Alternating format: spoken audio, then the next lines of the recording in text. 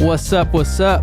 It's your boy Cam Meekins. This is the Cam Meekins Show, episode number 26, third episode in person. And real quick, I just want to say shout out to the Lamp City fam, everybody that's been tuning in, everyone that's been showing love on the podcast. If you're enjoying the podcast, make sure you share it with a friend, leave a comment, tag us on social media, you know, whatever it is. But I'm in the building with my guy, Geoffro Cause. What's up, Jeff?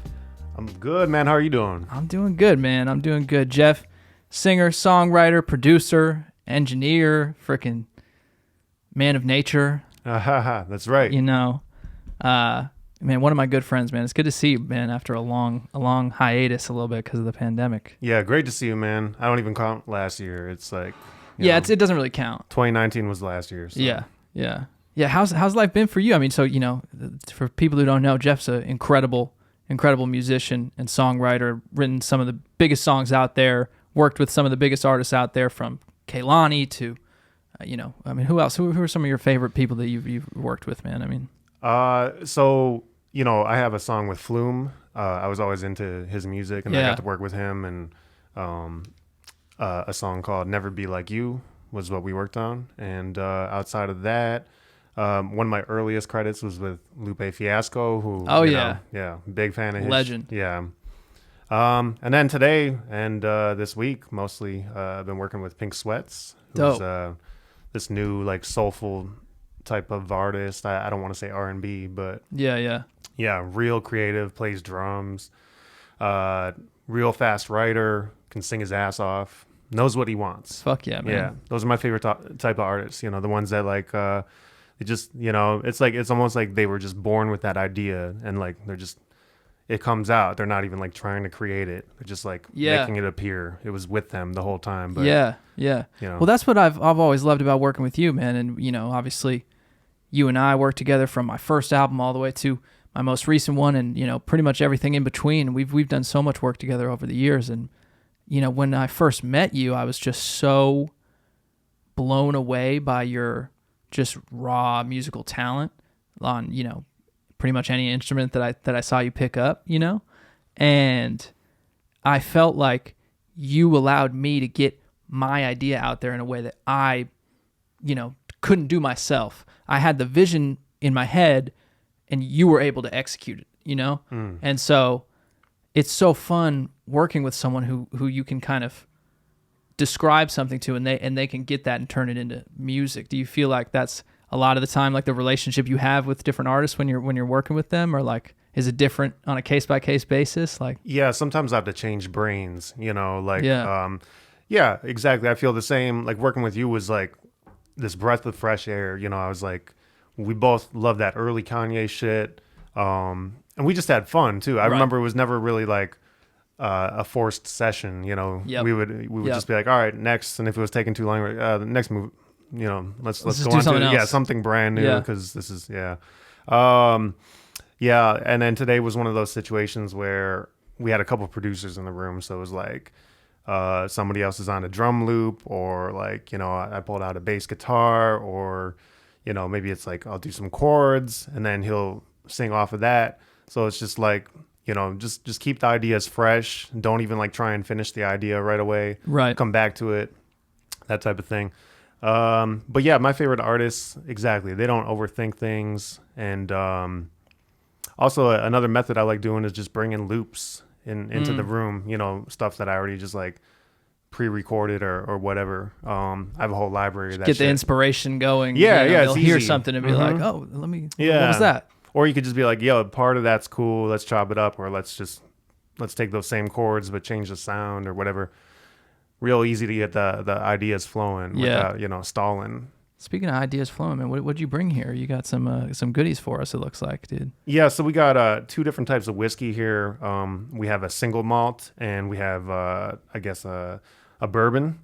And the difference is So the Jefferson's here, this is the bourbon? Jefferson's is the blended bourbon, and this is, what is it, Green Bar? It's some Los Angeles whiskey. Yeah. The single malt is going to be made from about 51% malted barley, and this would be about 51% corn. And I just Googled that before we, so, you know, I like to sound smart. But yeah, this one's pretty crazy. So I would.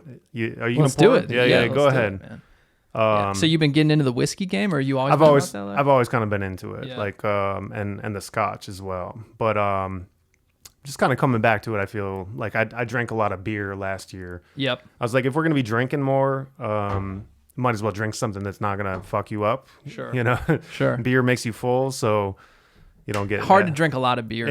Yeah. So well, cheers, dude. Slower. It's good to see you, man. It's been too long. Weird year. This smells great too, by the way. Ooh. I don't know what it is. Yeah. What is that?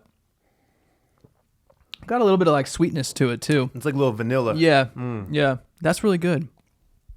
You know, I'm a big wine guy, and I'm trying to appreciate the whiskey stuff too, because, you know, I feel like there's similarities there in terms of little differences in how it's produced. And yeah, absolutely. Because, and you know, talking about creativity and art, right? Like that's why I got into wine, because I thought it was so cool that I could buy a bottle from 1990 from, you know, Burgundy, France, and somebody 30 years ago was picking that grape.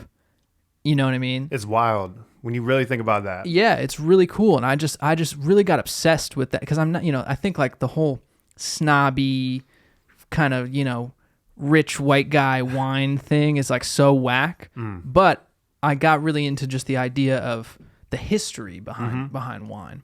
And it just really fascinated me. Then I learned that in the 1940s there was all this real complex stuff going on with World War II and the French wineries, and like in Bordeaux, France, right, where some of the best wine is produced and some of the oldest like chateaus are, right?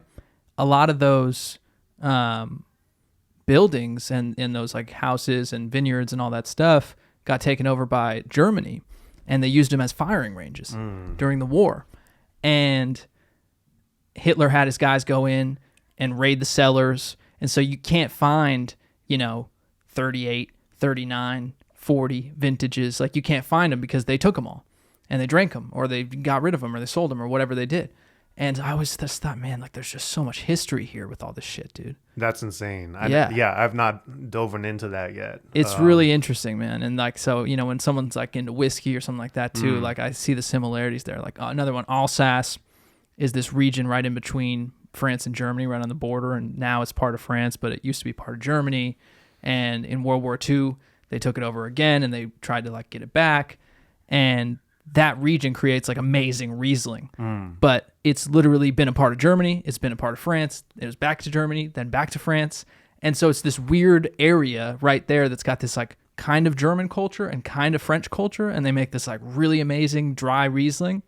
And it's like the wine kind of feels like the vibe. Yeah. That's wild. I love dry Riesling. Yeah. Me too. Because, you know, regular Riesling is so sweet. Yeah. It's not good. Yeah. Yeah, man. You been to some wineries? Yeah, recently? I've been in Italy. I haven't done Napa though. So I've done Napa recently. Temecula. Oh yeah, there's a lot of dope wine out there. There's a lot of good shit. And those places are just funny too. You just watch people get trashed. Yeah, right. You're trying to talk about the history of wine and, you know, enjoy it, and you're just watching these people get sloppy. It's always the first funny. 30% is like, okay, cool, I'm understanding what's going on. Then you're like 6 glasses deep, and you're like, man, I've tasted a lot of wine today. Same thing when you go to a whiskey bar. They have like the whiskey Bible. Like I always like trying different things, and I'll be talking to the bartender, like, educate me, tell me something about this. And then by that third drink, I'm not even listening anymore. I'm just like, cool, sounds like, this great. one tastes good too. Yep. Yeah. What do you recommend next? Yeah. And then as far as Scotch, I like Oban. Balvenie is, you know, I guess that's standard, but there's all kinds of different little, I don't know, different years and whatnot. What else? I can't even remember. But this Jefferson's one in particular, I've bought that a few times. Very smooth. So we'll sample that. Yeah, we'll next. crack into that one too. Yeah, man. That's cool. So I want to get into kind of like maybe just part of your story here, dude. Like, so, I mean, I guess I met you and we started working on my first album. I feel like that was pretty early on in your LA songwriting kind of career, right? So that was what, like 2011, Probably 2012. Yeah. Yeah. That was probably right when I got in with, I guess the Atlantic people or APG. Did you always want to be a songwriter? How did it kind of come about? Yeah, that was something that I think by the time I was 12, that's what I realized I wanted to do. Just something with songwriting or performing or whatever. To me, it always kind of went hand in hand anyway. But that's when I picked up the guitar. So I was already playing piano since I was 5. I played saxophone when I was like 10. Started learning how to improvise, and I was always kind of into jazz. And once I really started to understand how you do that, and just make things up. Once I picked up the guitar, I was like, this is the best instrument because you don't have to learn, the theory or whatever. It's all just like, patterns and whatnot. And then, like everybody else is into Nirvana and whatnot. So that's what made me get into it in the first place. And I was just learning all those songs by ear at that point. And then subsequently just making my own riffs. And then probably when I was 16 was when I started to write my first shitty lyrics. And then, started to rap probably around that age. Wasn't really a great singer at that point. So I would work with different friends and whatnot.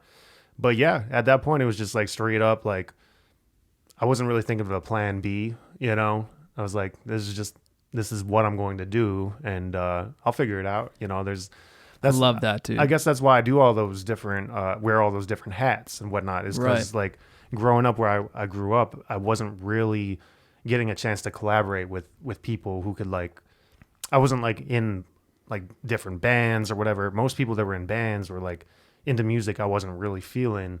I mean, it was whatever. I like everything, but they might have been just trying to make punk music. And I was like, well, I'm trying to make like more melodic this and that, and trying to make beats.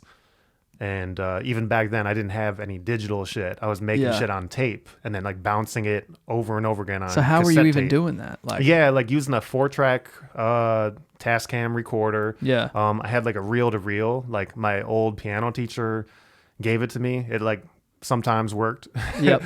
And like I would just link the two and like bounce the tape to another tape and back and forth. And eventually you would have this amazing quality of in the background, So I love that. Yeah. It's kind of funny to like think about that, but it, like in a certain way, it trained me to record and get things right and try and get the best take. And because I went through all that painstaking bullshit of like, oh damn, sometimes I didn't even have a click, you know what I mean? So I was like, just going off a feel. Yeah, which I mean, I kind of see that in your music though, dude. Like you are a very feel based musician, and that's why that the jazz influence and all that stuff, I feel like it's just it seems like it comes natural to you.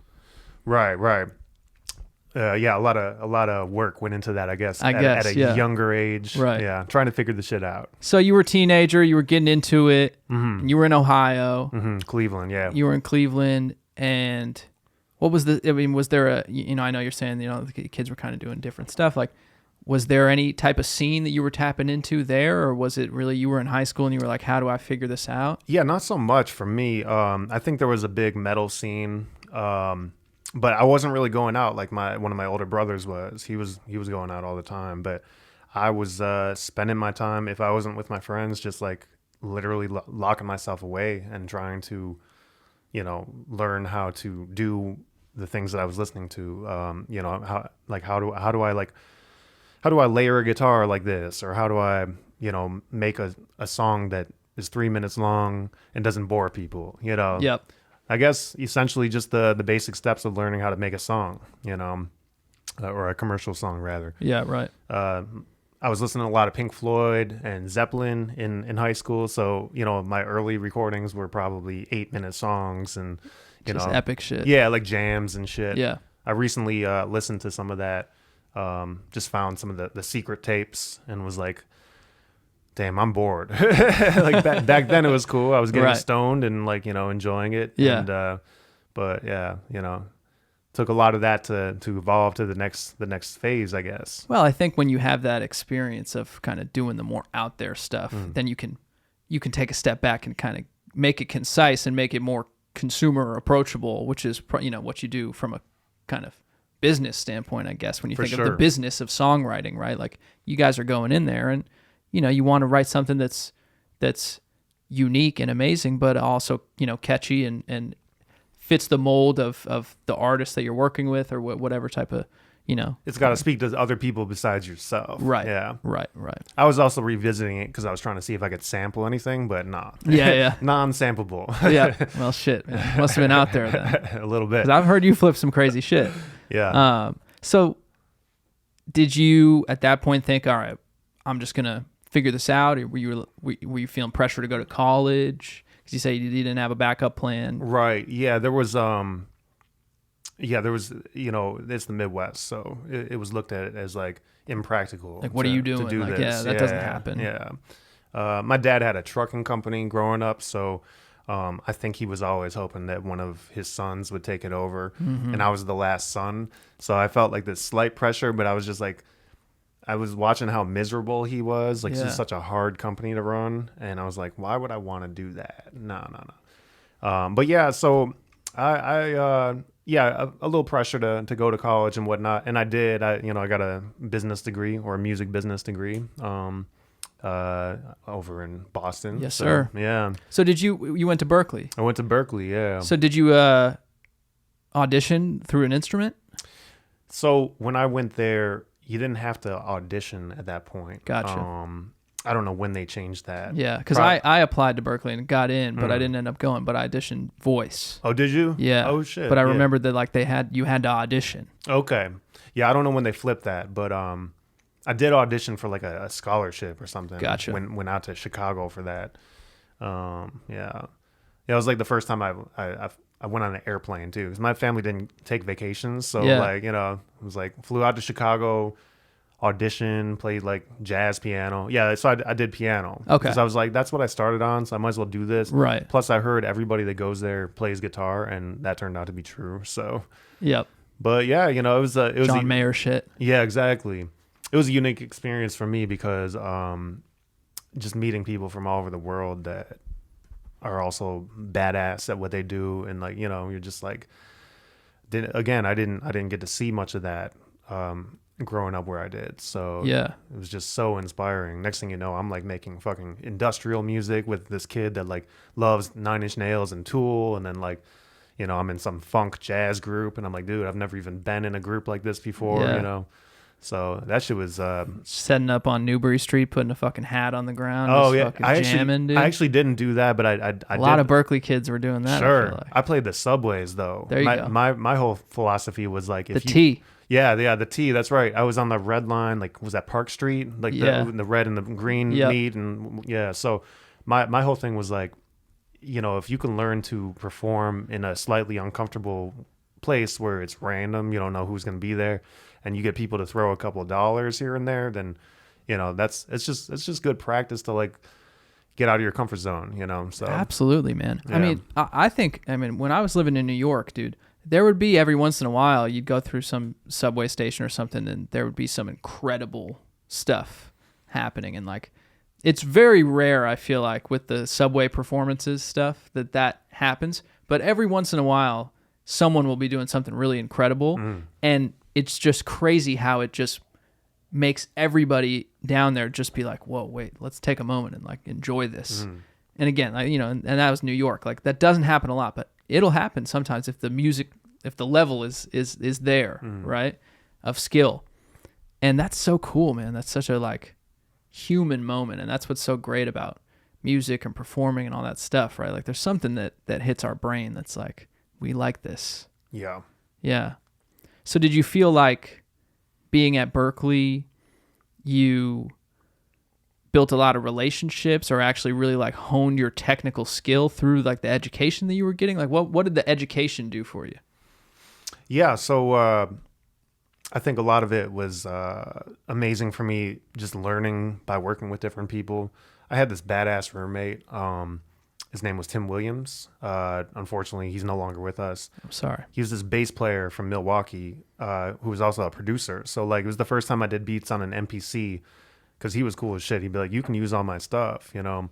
And we would collaborate. And he was like telling me how he was like turning down tours to go out with Janet Jackson, and I'm like looking at him like, okay, he's not bullshitting me. But this is like the first time I knew somebody like that. Yeah. So I was just like, that's fucking unreal. And then like, you know, he was like, he had connections with Babyface and all this shit. And he was like telling me he was shopping our beats to him. And I was like, dude, that's unreal. So I learned a lot by working with people like him. And then as far as the education, like the classes and all that, you know, not to be all talking about myself here, but I tested out of a lot of shit, you know, because I was like, I already knew that ear training, that harmony shit. And I was like, luckily I didn't have to take more than one class. So if you already knew something, you could just get a pass on it just by you still have to take test. one class. I think they Gotcha. make you do one semester of, you know, whatever it is. So I got out of all that, and then it was basically just straight to, okay, why am I here? You know, so I was like, am I trying to do that songwriting major or whatever? Which I hear has actually gotten a lot better. But back then, I didn't fuck with it. I was like, I was just too rebellious. You know, going back to that 8-minute song shit that I was writing. Yeah. I was just like not really feeling like people telling me how to write a song and grade me on it. I was like, nah. So I was trying to just learn production. I didn't get into that because they were like limited at that point. You could only they only had space for enough people. You had to like write an essay and all this shit. Yeah. And I basically went in there like, I want to be an artist who knows how to produce his own self. And they were like, no, we're looking for people who are trying to be a sound engineer, producer for other people. And I probably just didn't present myself as that, you know. So I didn't get into that major, but I chose business. I was like, well, might as well learn what the fuck is going on and how people are gonna try and fuck you in this business. So well, yeah, that's a good education to get in this industry for sure. Yeah, I sat in those classes and I'd be like super depressed. I'd be like, whoa, you know, like, now what? Right. How do I navigate this shit? Well, that's the thing that I think a lot of people from the outside looking in don't necessarily understand about the music industry is like the business aspect of it is kind of complicated because the money really is it's plentiful, but it's really only divided up amongst like a small group of the industry, you know, and there's a lot of people like writers and producers and the creatives of the industry who maybe don't have the business understanding, who get taken advantage of because they're in it for the right intentions. They just want to create and, you know, build relationships and make great music. And I think are maybe thinking that alone will then create the success and people will do right by them just because they're, you know, doing things the right way. Right. And unfortunately, it doesn't work that way. Yeah. You know, there's a lot of kind of management companies or, you know, smaller, you know, music labels or different things in this industry that are very advantageous to creatives, you know, and songwriters too, I feel like. Yeah, it's a zero-sum game. It's unfortunately, as somebody I was recently talking to an A&R, they put it like, you know, not everybody knows the rules. What are the rules, you know? Right. And then it's also like, you know, like his metaphor was like, well, some people beat their kids. So, you know, then that's because they were beaten, you know, right. like, and I was like, okay, that's a little harsh, but I know where you're going with that. Yeah. Yeah, it's true though. Cause I've been in situations where like there'd be a punk ass producer just a lot younger than me trying to like, you know, just take this ridiculous cut out of a song where I'm just like, yo, you just like added a kick and you changed the snare that I put in and you're trying to get all this credit and all this, but you didn't play those chords. You didn't play that instrument. You didn't like, you know, use that vocal sample. And then, you know, there's all kinds of games that people play. And it unfortunately gets really weird too, like after the fact. Like, you know, like a song can come out like a year or two later after you did that session. And then all of a sudden it's like people got amnesia or like, you know, it's, oh, you wrote that? Yeah, it's like everything gets blurred and like, you know, they might try and get you to agree to something and think that you're not going to remember. But Yeah. Outside of that, collaborating is key too, So it's like it's a type of industry where, you feel like it's very competitive. You're trying to win. Everybody's trying to win, but you all need each other at the same time. And like you mentioned, people trying to do it just for the love of music, just trying to make quality shit. And, sometimes you don't realize how much you have to really focus on making sure that business is like on point before, yeah, it gets crazy for real. Yeah. So you're finishing up college, and did you drop out, or did you complete school? I'm one of those rare ones that finished.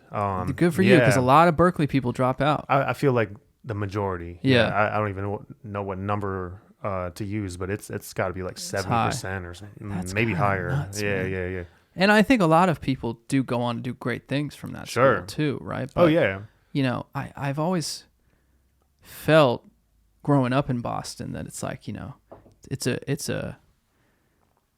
it's one or the other, either you're going to propel and do great things, or it was just a fucking waste of money, and that's the thing with music education on a college level when it's so expensive. It's just like, I think sometimes there are, people that go down, not as much with Berkeley, but maybe something like a Full Sail or, one of these kind of, private colleges that are, like these music technology colleges, right? It almost feels like scammy to me sometimes. For sure. Where it's like, oh, well, we can give you all the answers and all the connections and all this stuff. And it's like, being marketed towards people who maybe, weren't going to go to college to begin with. And now they're looking at it like, oh, well, this is my opportunity to like, study something I'm interested in. And it's kind of like a ITT tech kind of situation, Yeah. But not as much Berkeley though, man. I think obviously, there's a lot of incredible music coming out of that school, but it's expensive, right? Oh yeah. I mean, it's only gotten worse. Right. Yeah, it's crazy. Again, for someone like me, it was life-changing. I met a lot of people that were like, from New York, from LA, or from Boston or whatever. And I looked at them kind of like, why are you here? You're already kind of connected. Your dad's already a fucking, he plays for Wings or, whatever the fuck. Well, that's what it is. Yeah, that makes sense, man, because you're a kid coming from Cleveland. Yeah, this was necessary in a sense. Your parents aren't working in the fucking industry. Yeah. You don't know anybody. Berkeley for you is your ticket into the game. Yeah. In a certain sense. Yeah. It was like a step ladder. Then it was like, okay, now let's get out of Boston. Yeah. Great place, by the way. So no, I mean, I appreciate that, man. Boston's the best. But so you finished Berkeley and you said, I'm gonna pack the car and go to LA, or? No, I stuck around for a minute and was trying to figure out if I was going to New York or LA. I needed to save money, so I was doing everything from like playing jazz piano at like the Lenox Hotel. Oh yeah. Is at Boylston Street.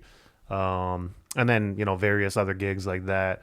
I was also a Boston pedicab driver. Wow. Back before, like, I don't know if they still have them, but like there was a time, like, I think right after I left, that they actually merged with a taxi company. And if nobody knows what I'm talking about, it's basically just like a rickshaw type of thing. Yeah. And we would just take That's people. A hard job. Oh, man. it was the best fucking job. Must have been in good shape. So much. Yeah, well, you get in shape for sure. You get that cardio.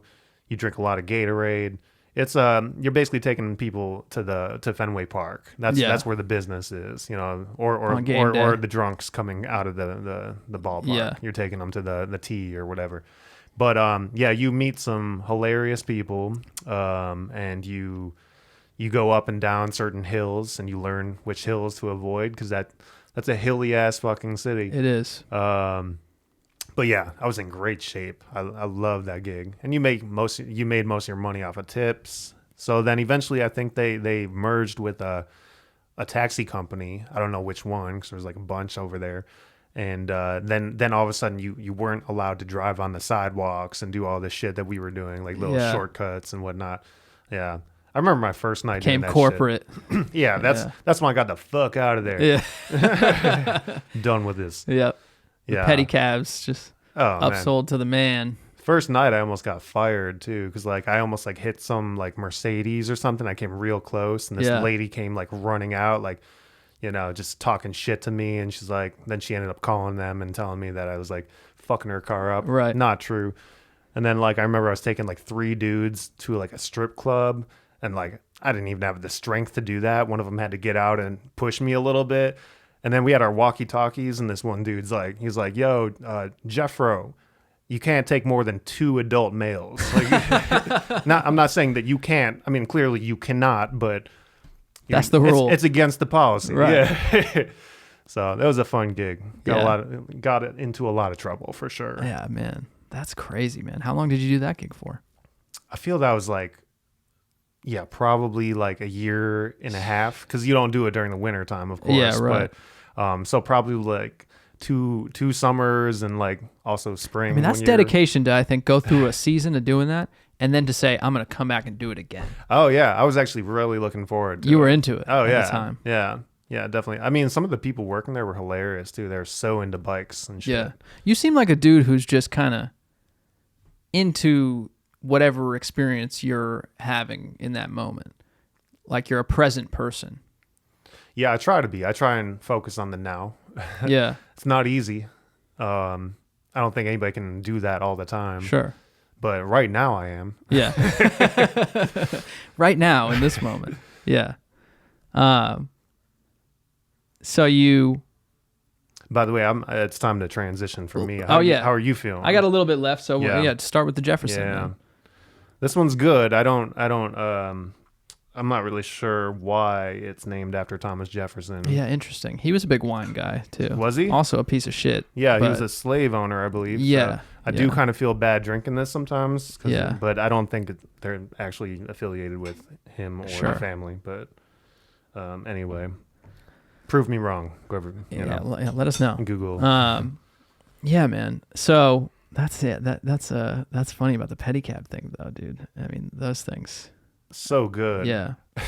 I remember back in the day, like I was like, okay, so once it got closer, I was like, I'm gonna move to LA because New York just seemed like it was not really having the same opportunity, or just seemed harder. I was like, I'd rather struggle, close to the beach. Yeah, I think at this point too, I feel like the music industry in New York was already declining. Oh yeah. We're basically like at that point we're the last people that were hanging in New York doing the hustle. They're out here now. Yeah. Right. But I remember I was like, oh, are there pedicabs in like Santa Monica? Can I? Yeah. Can I? Because it's like I'm like, how am I gonna make money when I get out there? Right. Yeah. So what did you do? You came out here to LA. Did you have a plan? Well, luckily I knew a handful of people, so it's not like a lot of people that come out here don't know anybody. And is that just through Berkeley, like the people you met through Berkeley? A couple through Berkeley, a couple through family connections, and so I visited LA twice, and my second time I came out and I realized I had some second cousins who live in a place called Sherman Oaks. Hey. And I came out for like probably 3 or 4 days with the plans of like just networking my ass off. Met some producers. I don't know if you're familiar with Elle Varner, but I met her dad, Jimmy Varner, who's like a producer. Okay. She's an R&B singer. And so anyway, I met up with him and we just like kicked it in like Van Nuys, and like, he was just trying to explain to me like what he does out here, and I was like, oh, this is great. I can't wait to move to LA. Like I want to have this lifestyle. And then that was the first time I smoked medical weed, because it was only medicinal at that point. Right. Got blazed off of like a bong rip or two, and then met my family, and that was hilarious. But that was you were just baked out of your fucking I was mind. pretty baked. I don't think they could tell. I kept it at together that time too, man. There is a big difference. Way between big difference. LA weed and whatever the fuck you were smoking on Boylston Street in Boston. Yeah, 100%. Yeah. I was just like, I remember like just seeing my family and being like, yo, is this real? Like, Right. Are we actually family? Like second cousin? I don't see any resemblance here. Yeah. But yeah, one of my cousins was cool as fuck. I mean, I still hang with him, and he was he actually came back to their spot like right when I was about to leave, and he was just like, what up, cuz? He's like, you want to go grab a beer? And I was like, yo, I can't wait to come to LA. It was Right, like, it just felt This so is welcoming. sick. Everybody's Yeah. just fucking chilling out So here. chill. Yeah. So well, then, it is very different than Boston in terms of the mentality of people out here. Yeah. You know, in Boston and New York, East Coast, whatever, it's like, oh, dude, what the fuck? You know, Could be a little aggressive. Traffic, aggressive. Out here, it's a little bit more chill. People are fucking crazy out here, but the day-to-day interactions are chill. Yeah, there's craziness anywhere, but out here, yeah, especially on the road, like you have. Yeah. I mean, that's obvious. If you live in LA, you see this as soon as you come here. Like, you know, first 2 minutes you're on the road, you're going to see something crazy on average.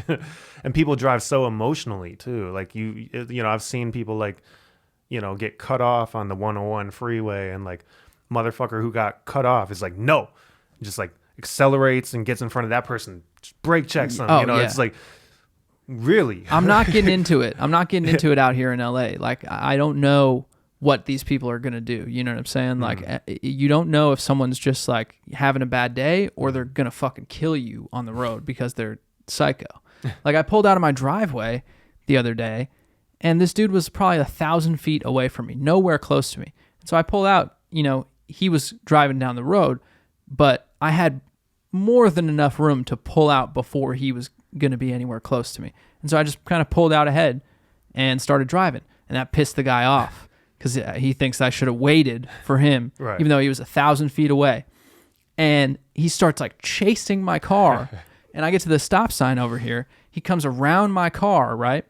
And then I pull right. I'm on another road, still following me, still behind me, kind of like, I mean, it was nuts, bro. And so I'm in like fight or flight mode at this point. And I'm like, you know, driving like I'm fucking too fast, too furious, just going crazy. And I get to the light and there was a car waiting at the light in front of me. So I pull up on the right side of that car in this little kind of like, you know, side lane. And this guy gets to the left of both of our cars, pulls around front on a main street, like a main road, and like blocks the two of our cars, rolls down a window, and starts throwing an egg at my car. Oh my God. And I'm like, what did I even do, dude? He was just looking for someone, I think, to throw an egg at. Yeah, he had the egg ready. And it was like some mental illness type of thing. Yeah. You know, which is what you get out here, I think. Well, you get it in higher frequencies out here. Yeah. More often, for sure. I live downtown and damn, it's hard not to be depressed every single day. Yeah. Luckily, I live in a little neighborhood that's like a little more isolated from you know, looking left and right for crackheads every single morning. Yeah. But it's intense. Well, you know, I got a knife pulled on me one time going to your house. That's right. And we'd love to have you back. Not saying that, you know, your place is great. It's a great area. But I did get a knife pulled on me trying to buy some beers down the street. You know? Where did that dude come from? Was he under the bridge? Or? Yeah, for sure. Yeah, I was walking up the bridge, you know, and I was with my boy Kyle Beats. Shouts out. And man, talk about being in fucking shape like the pedicab thing. I mean, we ran faster than I knew was possible to fucking run for myself. Right. We're walking up this hill, and this dude, he had a mask on, and this was way before the pandemic. And he's starting to get closer and closer. So I look at Kyle. We kind of just unspoken, just both knew like, oh, this dude's going to try and rob us right now. And so he gets, you know, within a couple feet of us, pulls out a knife. He's like, what do you got? And we just look at each other and just sprint, and we're out. But yeah, man, run from a knife, charge a gun. You know, that's what I always heard. Yeah. So for sure. Yeah, but I mean, has it felt like it's gotten even crazier in the last year down there? Or? Yeah, it was really weird. It was like during the beginning of the pandemic that I feel that they were the Skid Row area, which is, you know, kind of like the epicenter of Tent City. All these people on the street. It's super sad. It kind of seemed like it was being cleaned up or just less people around. It had the appearance of that. And I think they were actually putting people into hotels for like a couple months. And then after we started to realize like this COVID shit's not killing everybody like we thought it was going to, then people came back, and then all of a sudden it seems like the tent cities are just expanding even more. So unfortunately, it feels like it's kind of gone backwards. It was sort of developing for a minute. A lot of businesses were opening. I feel like 80% of them are done now because they didn't really have the realist, like restaurants. A lot of them downtown don't have like a, they're right off the sidewalk, so they can't just like do an outdoor seating thing to survive. Yeah. So that being said, you got like apartment buildings giving out pandemic deals, and then that's great, and it's not so great because it is attracting different people. And what I mean by that is desperate, fucking crazy drug addicts and all that stuff. And I have some of that pretty near to where I live. I can see it. Yeah. But it's that's LA right there. It's kind of strange that like they have this. You keep hearing about like this huge budget to curb the homeless problem, I don't even know how it's being spent or what's being allocated. It's really sad. It is really sad, man, because you would think that in a place where we have so much economic prosperity, we wouldn't have like a third world country type of situation going on right here in our downtown area, right? And you're right. I mean, where is the resources, where are the resources going? Yeah. Right? And when the pandemic happened too, then they said any tents are not going to get taken down. They basically put all those rules aside in terms of, the camping aspect. So before it was, you couldn't really like pitch a tent. It kind of had to be more of a makeshift kind of thing. And like, you couldn't have more of like a long-term setup. And now that's out the window. You can set up shop anywhere in the city with a full kind of camping setup. And that's your kind of domicile. And you kind of have a right to be there then at that point. And, I don't know. I don't know what the solution is, but it does feel like it's gone backwards. Yeah, I don't know what the solution is. I would think that like with all this desert land that's sort of nearby. Yeah.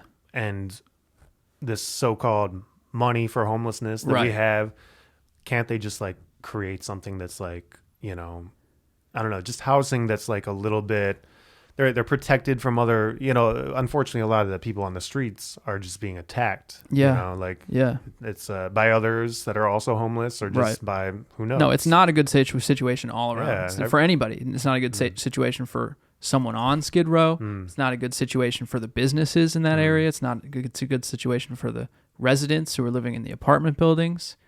It's a lose-lose all around. There's got to be something more that we can do, especially if we're going to all pay taxes, which I think a lot of us are glad to do, right? But we want to see it being used for things that are going to make a meaningful difference. Right. And I feel like a lot of people out here feel like that's not happening. And it's confusing as to why, because, you're paying 13% tax in this state on the high side. Yeah. And other states don't have that problem, that don't have taxes. And so I feel like that's why you're seeing a lot of people, and it's definitely more conservative-minded people that are leaving and claiming these things. So it's not all completely black and white like that. It's not necessarily exactly like that. But I do think that,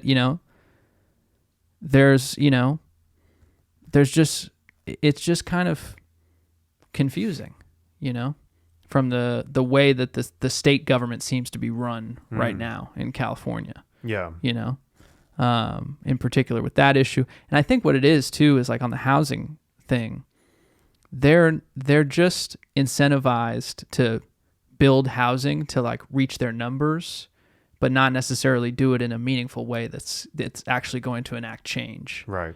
And so I listened to this like daily podcast a while ago that talked about basically this kind of racket that's going on where the state of California is building up all these affordable housing units in like the middle of the state. And it's in these like, completely wildfire rich zones. So these houses are getting built up in these areas where nobody even lives. And they're doing it so that they can meet, X amount of numbers, 400,000 houses a year so that they can get the federal subsidy and the federal money for meeting their numbers, right? And then the houses are getting burned down in wildfires, and then they just do it all over again. But it's stopping now because the insurance companies are saying, we're not going to insure these houses anymore. They keep just catching on fire. And, so it's just like shit like that. You just hear like random shit like that that's just shows kind of the, inadequacy of, how we're governing right now. It's so complex, all the problems. Yeah, man. But yeah, it's it sucks because downtown's fucking awesome, dude. Like you're talking about the restaurant scene. Like my boy Sammy Mansour owned a couple restaurants downtown, and during the pandemic had to shut both of them down. Prue and Proper over there. Oh, I know that place. Yeah, damn, it was a sick fucking spot, and that's gone. Great spot. Yeah, damn, that's super unfortunate. Yeah, it's beautiful too. Like the architecture, all that shit. It's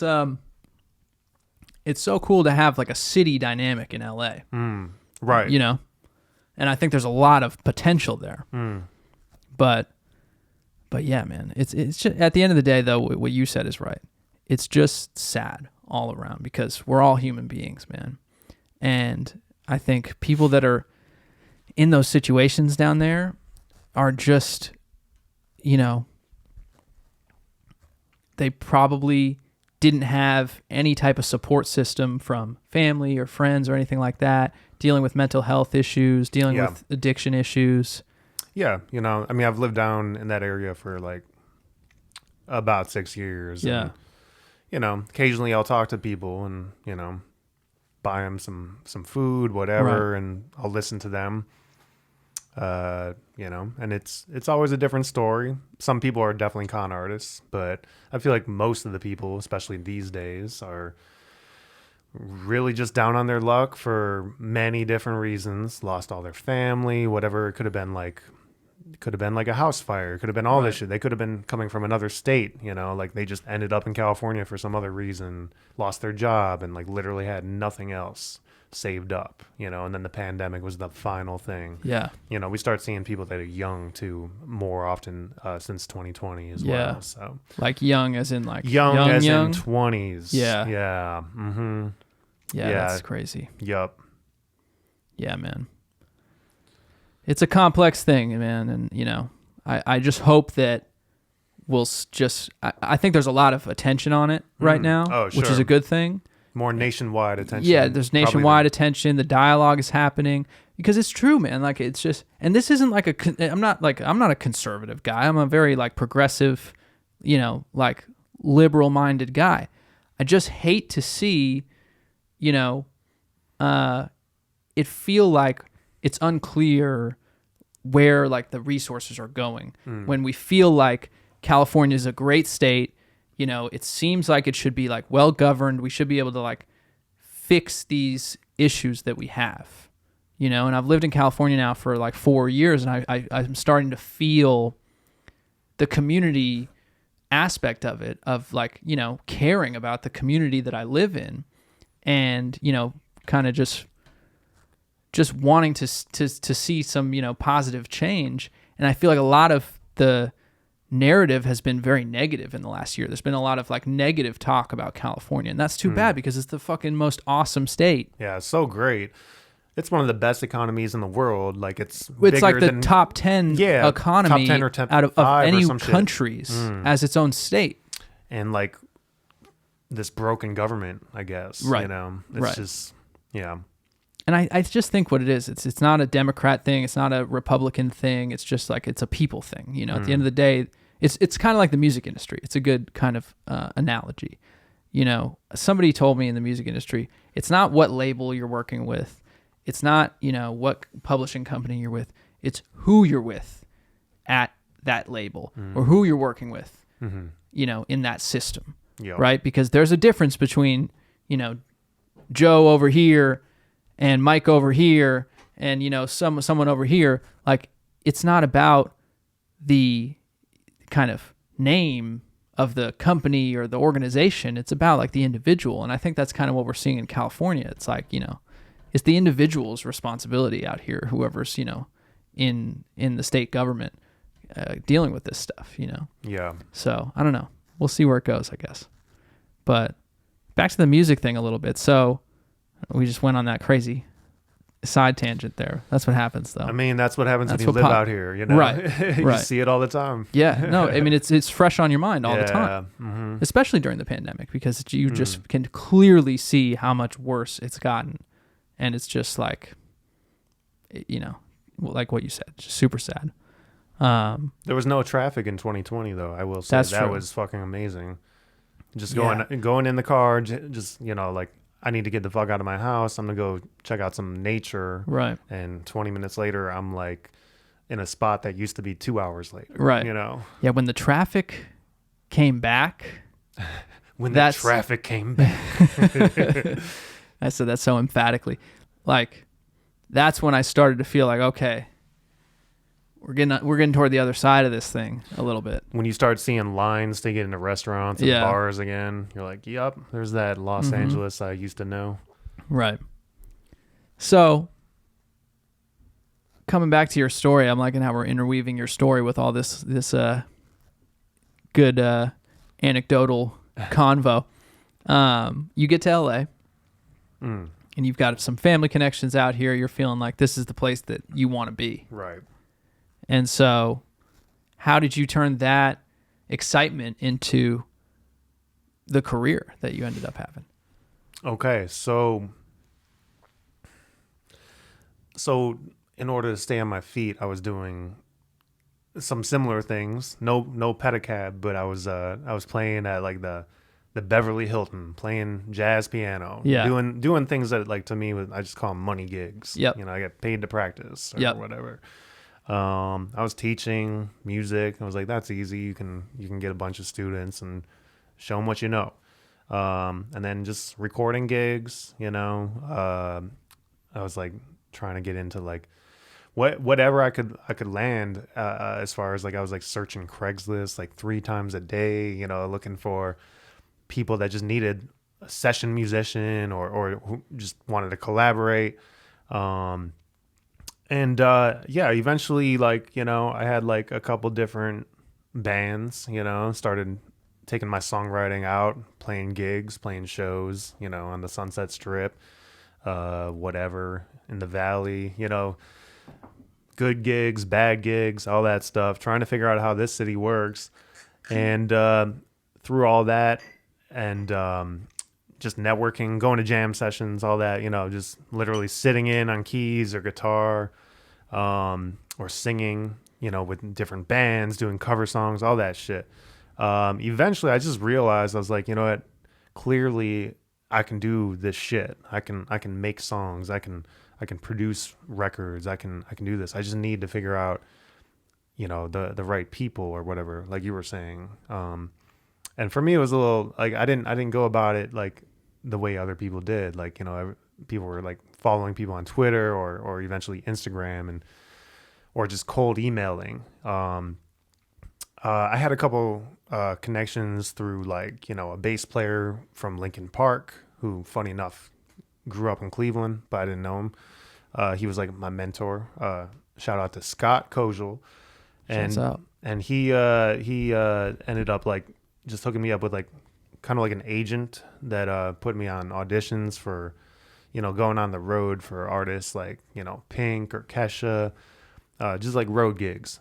Not necessarily things I wanted to do, but I was the only motherfucker showing up to those auditions almost every time with like fucking square pockets. What I mean by that is like I had CDs of my demo. Yeah. And I'm like, this is so awkward, but like, could have put them in my guitar case looking back at it. But I just like bring my demo and like think that like maybe I'll meet a producer, and occasionally I did, or like a manager or something, like, met like Randy Jackson at a couple of these auditions, people like that, and just be like, yo, give me a chance. Sorry, dog, it's a no for me. He didn't say that, but he did leave the room because he had a phone call. He might have been faking it. But Yeah, just eventually met some A&Rs that way, doing these auditions and basically practicing how to audition, which is a fucking art. And this agent, his name was Barry Squire. You probably know him if you're out here in LA doing the hustle.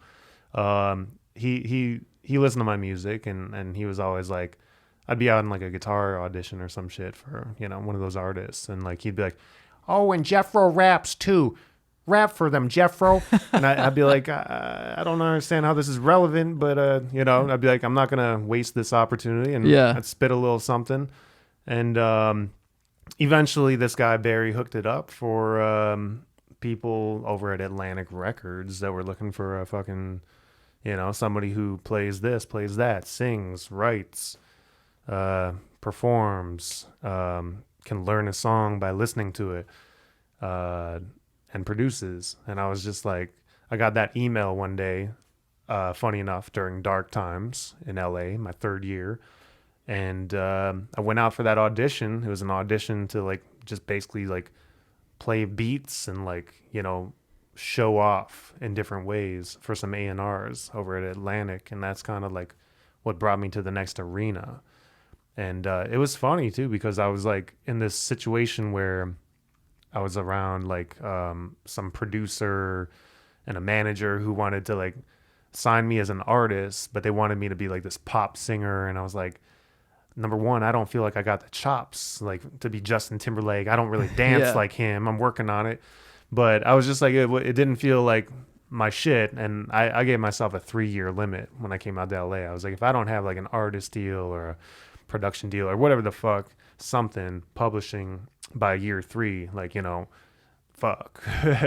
What were you going to do at that point? Well, I still didn't have the plan B, but I was just you like, wanted to make it happen. Yeah. And by year 2.5, I started to panic a little bit. Yeah. I always panic early. Still to this day, I'm like, calm down. You still got money in your bank account. It'll be all right. Yeah.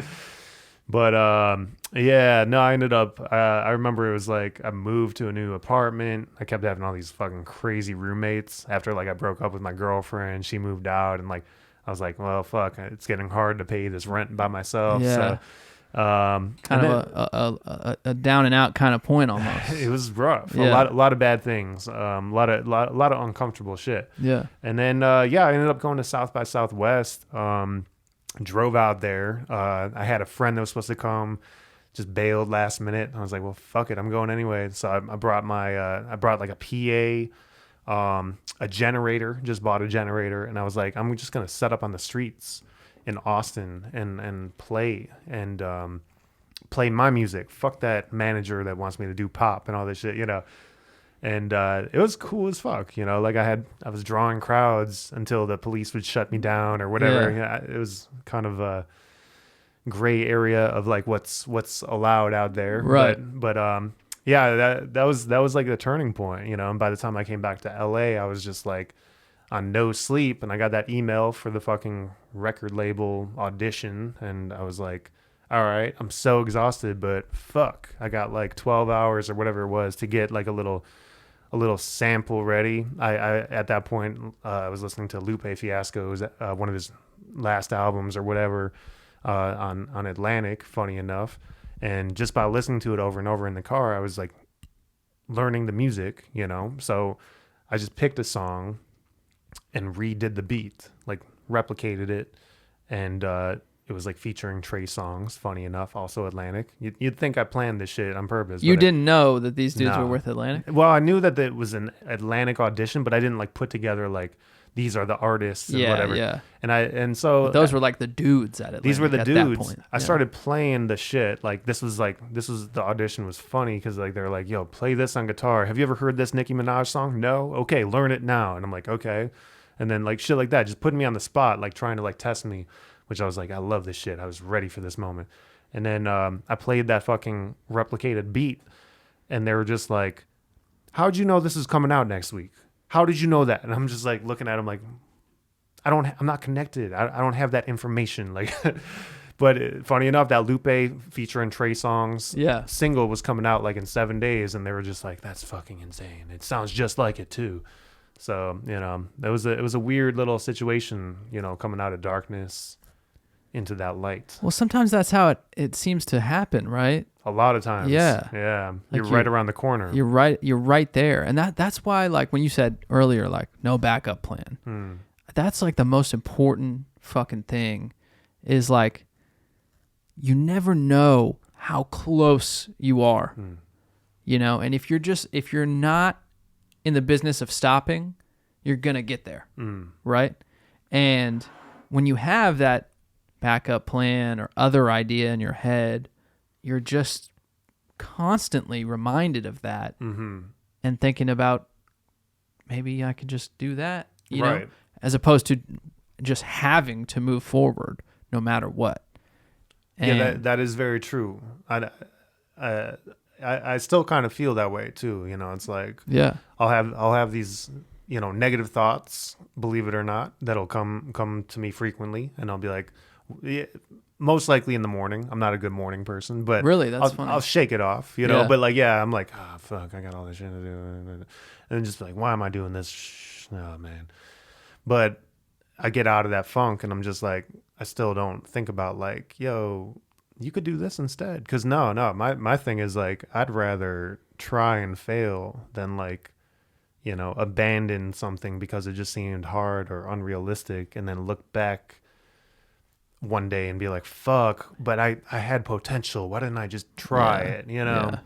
So, but yeah, it's... Well, I think that's true because I think, you know, and obviously wisdom and age will eventually kind of play this out, but my guess is as a younger, you know, person in this world so far, it's better to live a life of trying and maybe not getting exactly where you wanted to be, but continuing to try it and having those experiences and knowing that you know, pushed for what you wanted to do versus saying, that's too risky and going the safe route.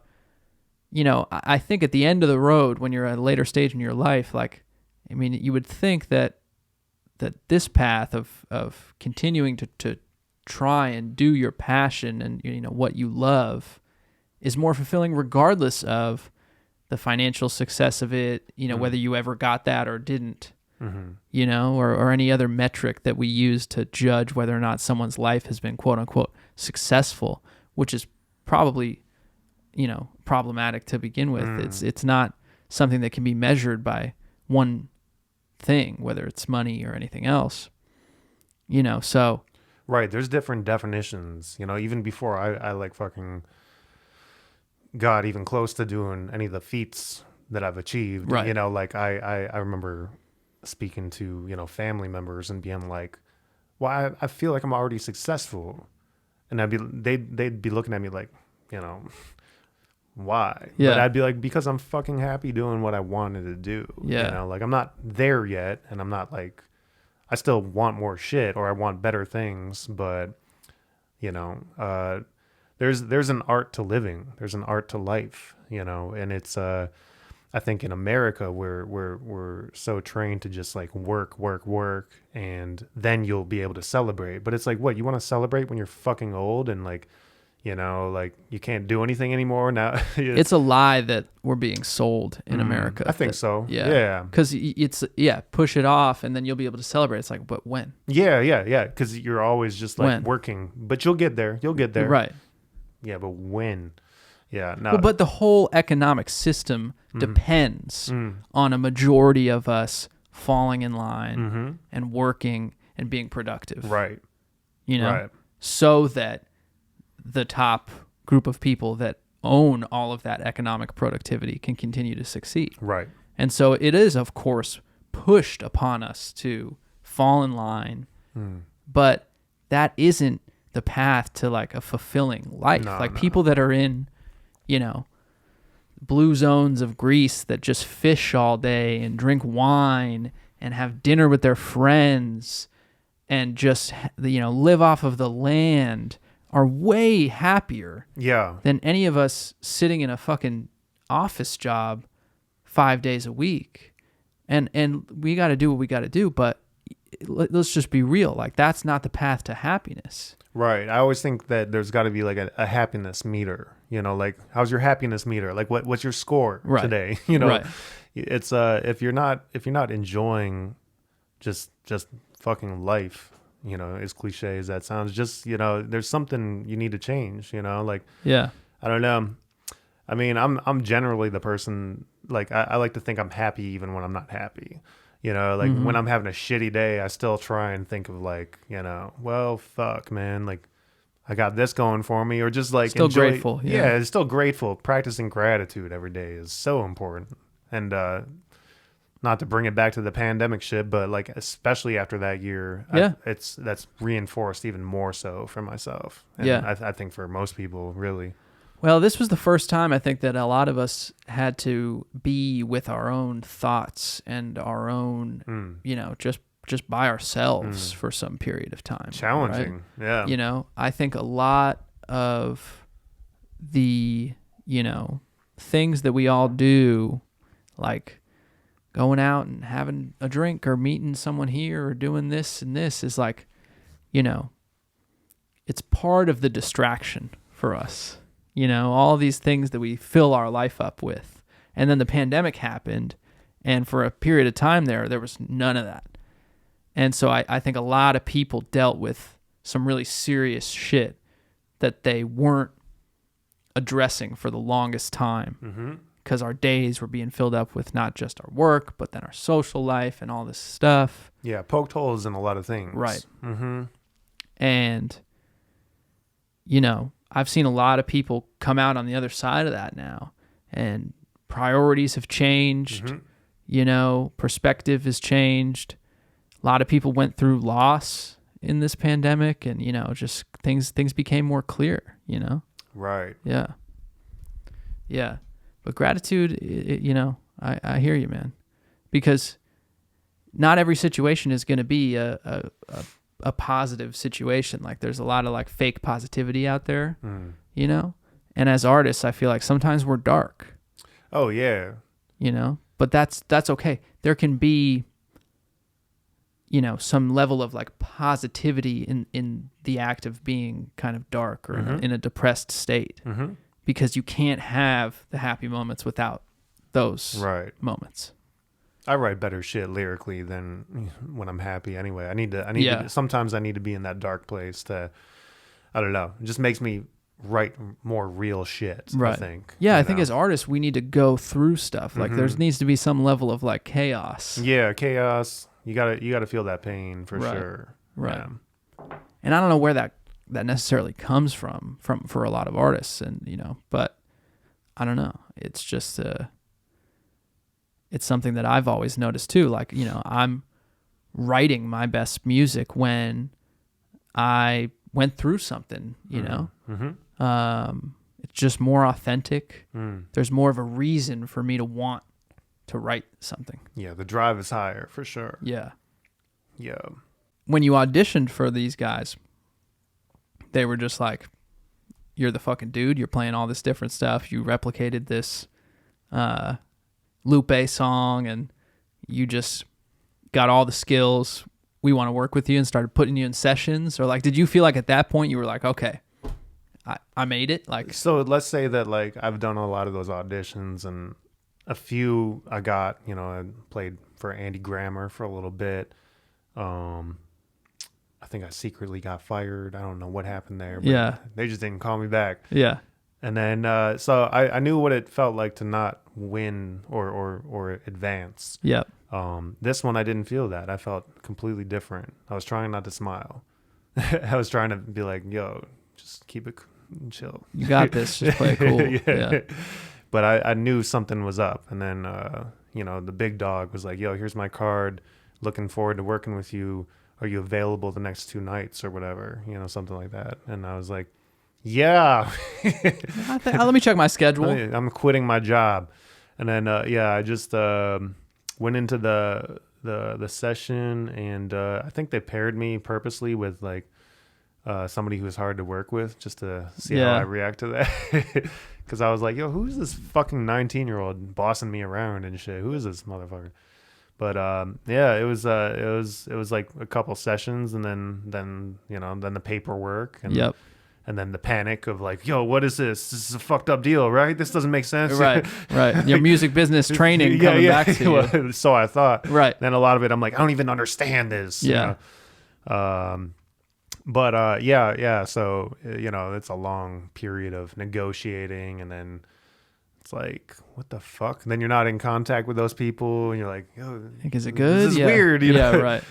But once you sign that thing, then you're like, okay, let's go. And then, yeah, basically just, I think for me, that shit was amazing too, because again, I felt like it was a new arena. So all of a sudden I'm working, I already knew what good songwriters were and good musicians and performers and whatever, like, and you're in Los Angeles, you're seeing these people, you're networking with these people.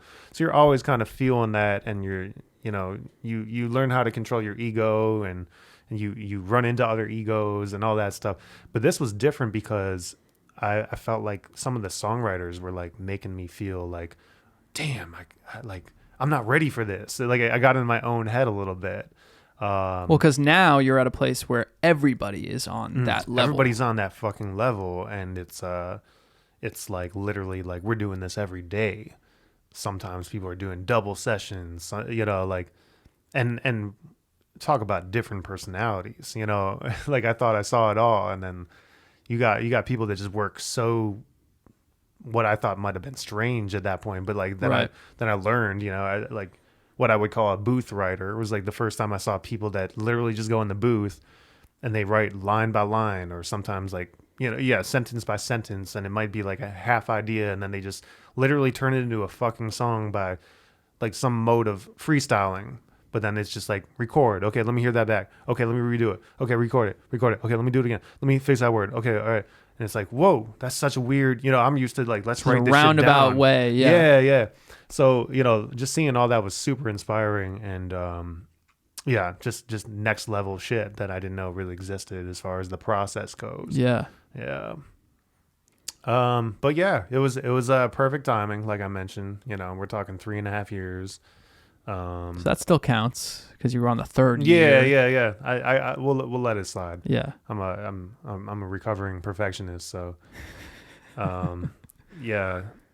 And from that point, I don't want to start name dropping, but like I got to work with fucking people that we all know. Yeah.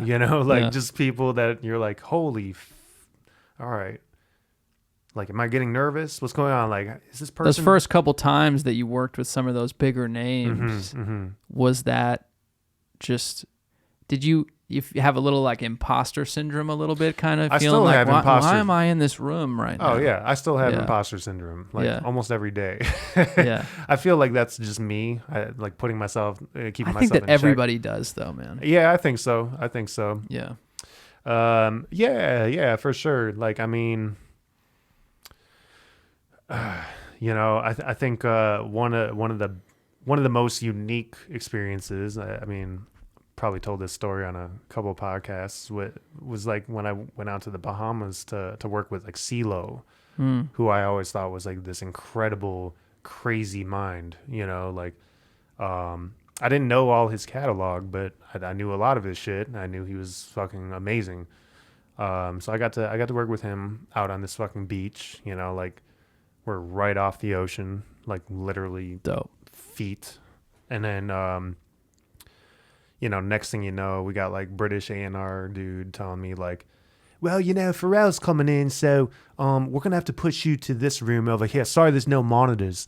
I'm like, I don't have monitors. What?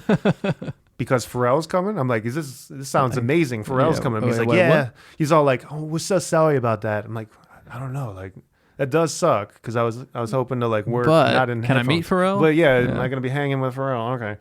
And then next thing you know, it's like I didn't realize we're on fucking well, it's not his island, but we're on Lenny Kravitz's island, like okay. He doesn't own the island, but he lives there. Yeah. One of his many houses, and then so he came by, and that was fucking chill. That's pretty cool. I feel like that dude is like one of the top, that's like an old style of celebrity that doesn't exist anymore. Right.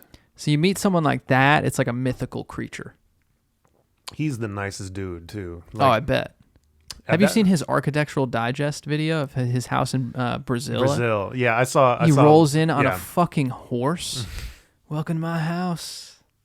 Come on in, AD. Yeah. You know, like, what the fuck, dude? Yeah, that's him. I was pissed too because he had a barbecue and I had to leave. My flight leaving was that day. I was like, this is bullshit. Yeah.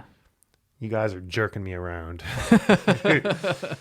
You're playing with my heart here. I might as well tell the story though. It's a classic story. Yeah. And there's like, I didn't realize there was like a rumor about me, like in like, I guess you would say the Atlantic Warner clique or whatever. Yeah. For a little bit that I was totally unaware of, but wait, this is crazy. This is funny. I used to run in that Atlantic Warner clique. I'm wondering if I heard this. No, you would know, but you're about to hear it now. So I met Lenny that one day. He was super chill. He actually came up to me and was like, I didn't get your name. You know, he was like super polite and personable. So we had like, you know, the 1 minute conversation and talked about whatever. And I told him like, you know, I tried not to be fanboy, but I was like, yo, always been loving your shit, blah, blah, blah. And then I think eventually that day, somebody came up to me and was like, yo, we don't have any guitars here. Can Lenny play your guitar? Can he use your guitar? And apparently I said, no. I don't have any recollection of this at all. I wouldn't have said no. Like, there's no reason. I'm a big fan of that motherfucker. So, I mean, beyond being a fan, like, you know. You don't have any memory of even being asked to use the guitar? I don't remember anybody asking me that shit. Like, so what do you think happened? I think my theory is that, like, it must have been a low talker. You know, the guy that's just like, Geoffro. I must have thought he was like, are you hungry? Do you want to have fish? Because we were eating a lot of fish down there. And I was like, no, we've had fish every night. I'm fucking done with this. He's like, well, gee, all right, man, I'll tell Lenny, dude. Fuck. Yeah, I mean, like, come on, man. Like, it's like, why would anybody say no? I almost feel like it's kind of a situation where it's like, why did they even ask? Right. Well, I mean, I guess they're being polite because I was the only guy with a guitar and they were fucking with me all. But if Lenny Kravitz wants to play your guitar, right? I don't care if you're a songwriter or you're fucking. Oh, there's people that aren't even close to that level, let alone. I don't care if you're Keith Richards. You want Lenny Kravitz to fucking play your guitar. There's people that have come over to my apartment and just like didn't ask and went into like my bedroom and grabbed my. I'm like, what are you? Yeah, right. Well, it's too late. You know, I don't want to fuck up the vibe because I'm the guy that said no again. Right. But anyway, so a couple years later, I ran into Ceelo's engineer. Shouts to Sean. And so he's like, sees me from the hallway in that Coanga building, as you remember. So it's like one of those dramatic. That's a thin hallway there, too. It was a great hallway for rubbing elbows. You run into people all the time. That's true, actually. Honestly, that was probably by design. Oh, for sure. Everything in that building was by design, man. Like we'll come back to this building because there's a lot of history in that building, isn't there? But yeah, he sees me and he's like, there he is, Mr. I'm too good, you know, that type of thing. Yeah. And I'm just like, shut up, what are you talking about, you know, like. And at this point you didn't know. No, I didn't know. I just thought he was like talking shit about something that I was like, I don't get the joke, but good to see you, how are you doing, you know. Oh, you're in with Ceelo, that's great. And then, like, you know, I think eventually I went into the room later on because I heard Ceelo screaming his ass off, like, you know, as he does. And I'm like, yo, I gotta hear this song that he's working on. I go in there and so somehow we started talking about it again. And he's like, yo, that shit was wild though. I was like, all right, so you're being for real, so I don't know what you're talking about. Like, you got to explain this to me. And he's like, yeah, you said no. And like, we were all like, he said no? Like, everybody was talking about it. And I was like, yo, that explains a lot. Because like, I felt like, at first they're telling me I don't got monitors to work on. Then they're like moving me to a hotel. I was like, yo, I must have done something. I don't even know what I did. But it was so that was the whole monitor thing. No, I think it was just like eventually it was the last straw, you know, because Lenny came at the end of this thing. And then, so I just decided at that point, I was like, I'm just going to run with that shit. You know, anybody else? Fine. Lenny fucking Kravitz? Nice dude. No. No fucking way. He's not playing my Epiphone $500 guitar. Brand new strings. Come on. Shit, man. That's a good one, dude. It's hopefully I'll run into him again and I can. Yeah, hopefully there'll be refuse. a resolution to that story where you can tell him you probably don't remember being down here on this island. But his island. Yeah, his island. Remember that one time I didn't attend your barbecue? I flew out because I was like, nah. It's like, yeah, man, we were missing you that night, dude. Fuck that guy. Yeah, that's a pretty good one, man. I mean, but I imagine your 16-year-old self in Cleveland would look at all of the things that you've done in your career so far, and just be like, I made it. This is what I wanted to do, and and this is fucking awesome. And that's what's so funny. I think you said it a couple minutes ago about how all this stuff is all relative. Once we get to that level of ascension that we wanted, there's another level of 10 steps ahead that we want to go to, and then there's another one beyond that. I don't care if you're fucking Jeff Bezos, you still are pushing for something, right? True. Why is he still working? Yeah. I think it's a good thing to not want to be too comfortable. It's hard to explain, but I feel like we all want something more and more. We want to achieve something. Yeah. It's great. It's a blessing to look, like you said, the 16-year-old. I feel blessed every day, looking back at this, and my worst days are somebody else's dream, right? And like in the studio session where I'm like, damn, we didn't do anything, right? Yeah, and then just to still have that hunger. Again, very hard to explain, but it's great to still want something and be like, no, I still haven't. I'm here, but I'm not there. And what is that? What is there? Well, it's really, really cool, man, and something that I really resonate with, because I feel like on the one hand, you're this kind of, spiritual dude who cares about being present and cares about, the art and creativity of what you do, and you put your soul and your feel into your music, just the way that you carry yourself. Like, you seem like, you're very confident in who you are. And now hearing this whole story, it seems that was built over years and years of experience, and leaving Cleveland and, having all those experiences in Boston, and all the hard work it took to finally get to that chance where people finally saw that you were at that level, and all the moments in between there that built that character that you have.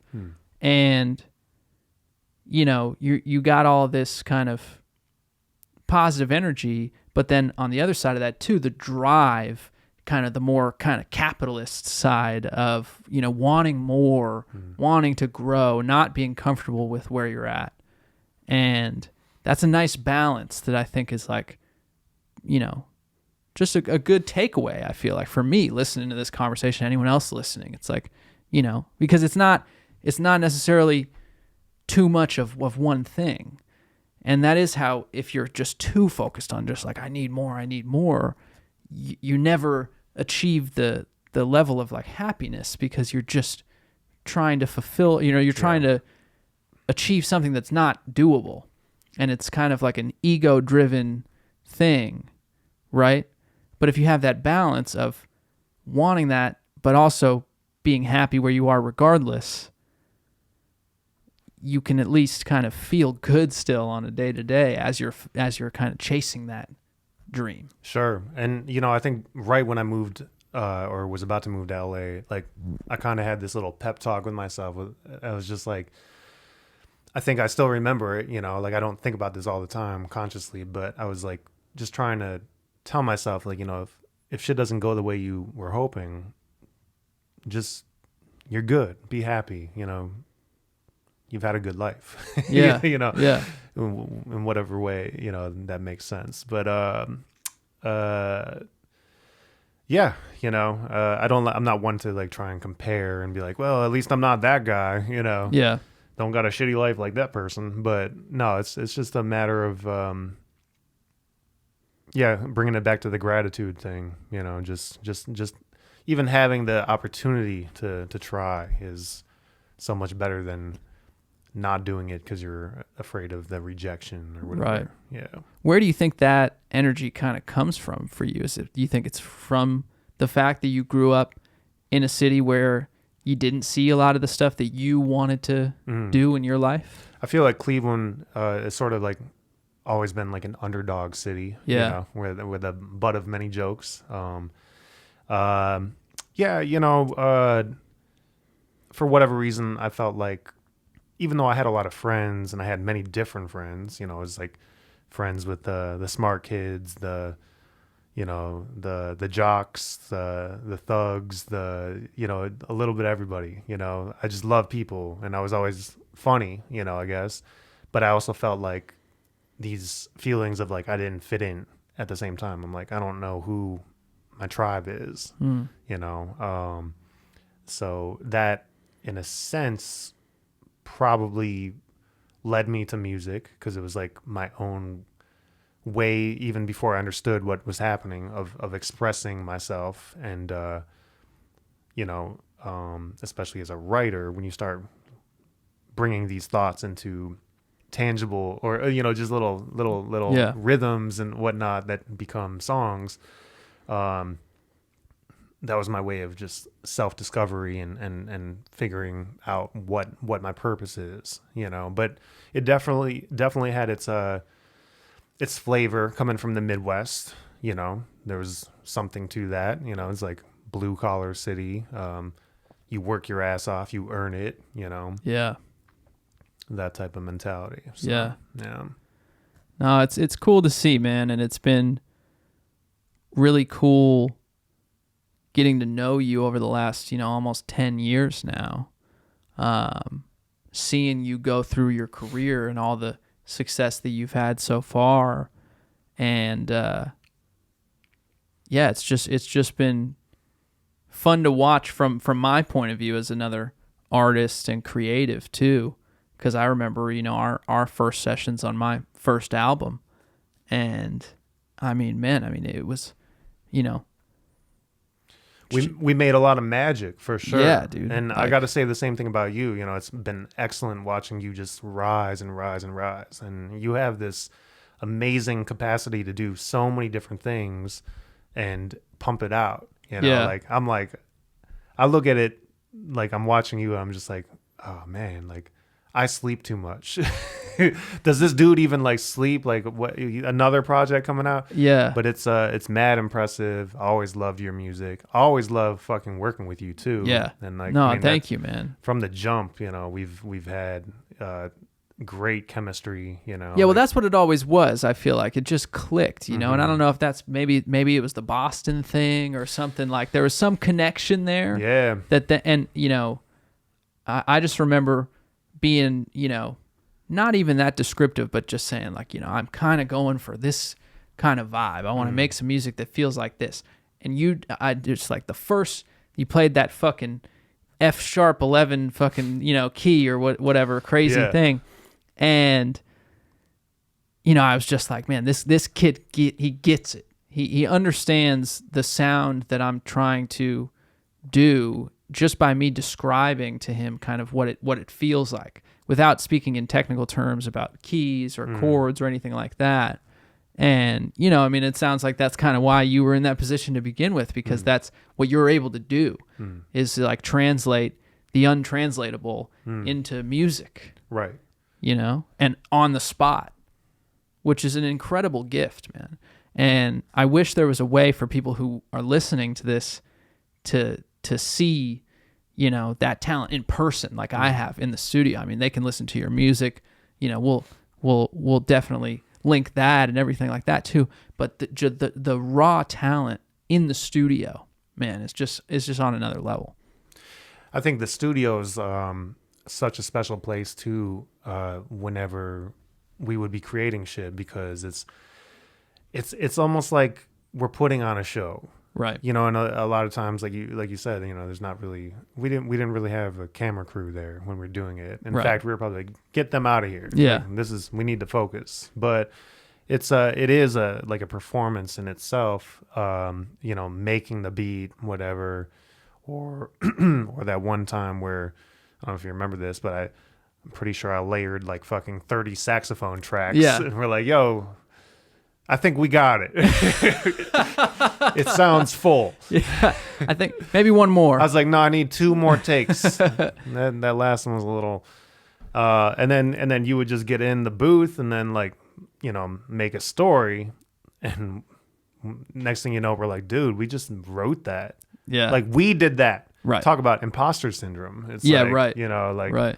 How did that happen? How was that born? You know? Yeah.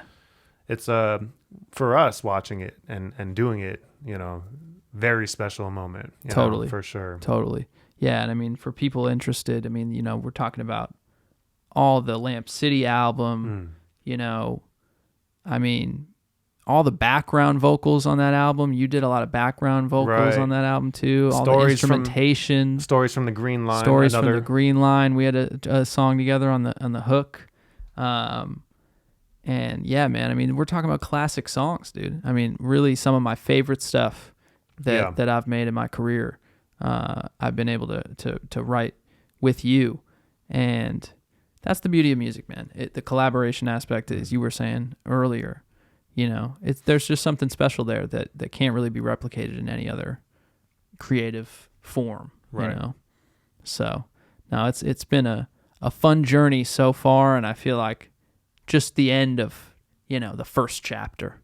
You know, it's like not even like that's why I'm so excited doing this podcast and all this stuff, man. It's like I just feel so excited coming out of this crazy year that it's been, that there's just so much life, you know, to be lived, and, you know, music and all this different stuff to be made, man. And it's a good time, man. It is a good time. It's and again, bringing it back to you know, after that storm, you know. Right. Exactly. I think people are ready to, you know, live and take risks again. Yeah, take risks is very important. Right. Yeah. We've de-risked. Yeah. For a while. And rightfully so. Quite a bit, and yeah, exactly. But now it's time to open it up. Right. Yeah. Hell yeah, man. Yeah, man. This has been a great convo, dude. This has been a fucking awesome time, man. Fuck yeah, I enjoyed it. Yeah. We'll definitely do it again. Excited to get back in the studio again. Yes. You know? But my guy Geoffro, man, I appreciate you coming on, dude. Appreciate you just keeping it real with me, man. My Going pleasure. Down memory lane. I feel like we've got stories for days, man. You know, Lenny Kravitz stories, anything else. Yeah, we got more, I'm sure, that we haven't even touched up on. Exactly. But, you know, we'll come back to it. We'll get another single malt going. And next time I'm bringing the Rise. Yeah, so, there you go. Yeah. There you go, man. For sure. Yeah, Thank you so much, Cam. Appreciate it. Dude, thank you, bro. It's the Cam Meekins Show. We out of here. Peace.